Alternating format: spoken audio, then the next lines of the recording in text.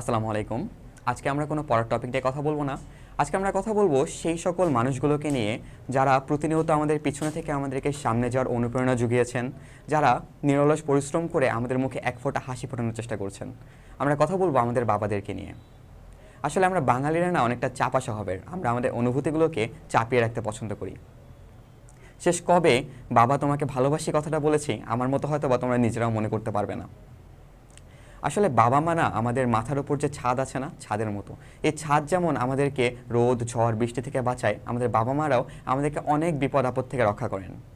তাই আজকের দিনটা আমরা তাদেরকে উৎসর্গ করি।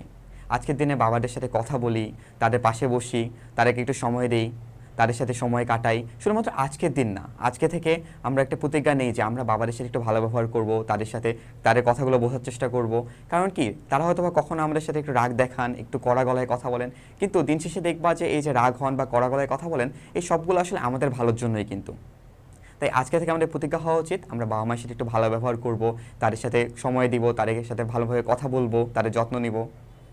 আচ্ছা, আমার এই ভিডিওটা হয়তো বা অনেক স্টুডেন্ট বাদেও অনেক অভিভাবক দেখছেন বা অনেক বাবা দেখছেন। তাদের প্রতি আমার শুধুমাত্র একটাই মেসেজ, আপনাদেরকে অনেক কৃতজ্ঞতা। আপনারা শুধু এই যে ত্যাগ, এই মায়া মমতা দিয়ে শুধুমাত্র একজন সন্তান গড়েন না, আপনারা একটা ভবিষ্যৎ গড়ে দিচ্ছেন। আর সেই ভবিষ্যৎ, সেই স্বপ্নের ছায়া দাঁড়িয়ে আমরা শেখাচ্ছি, গড়ছি, ভালোবাসছি। Happy Father's Day. Thank you.